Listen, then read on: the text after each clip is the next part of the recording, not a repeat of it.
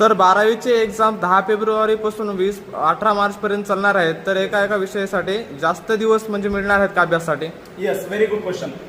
भरपूर साऱ्या विद्यार्थ्याला हा प्रश्न पडला असेल की आपली 12वीची एक्झाम 10 फेब्रुवारीला स्टार्ट होते आणि संपले 18 मार्चला, म्हणजे इतका दिवस पेपर तुमचा चालणार आहे, म्हणजे एका एका विषयाला जास्त दिवस गॅप भेटणार आहे का?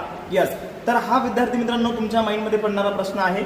तर मी याचं उत्तर सांगतो की बघा विद्यार्थी मित्रांनो, जास्त दिवस जरी दिसत असले तरी पण तुम्हाला जास्त दिवस सुट्ट्या भेटणार नाहीत. ओके, म्हणजे अगोदर गेल्या वर्षी, त्याच्या अगोदरच्या वर्षी किंवा त्याच्या अगोदरच्या वर्षी जेवढ्या सुट्ट्या भेटल्या होत्या तेवढ्याच भेटणार आहेत. ओके, जसं की समजा फिजिक्सला 3-4 दिवस सुट्ट्या भेटतात, बायोला 3-4 दिवस सुट्ट्या भेटतात, मॅथला 1-2 दिवस सुट्ट्या भेटतात आणि केमिस्ट्रीला 1-2 दिवस सुट्ट्या भेटतात. बरोबर आहे, तुम्हाला तेवढ्या सुट्ट्या भेटणार आहेत.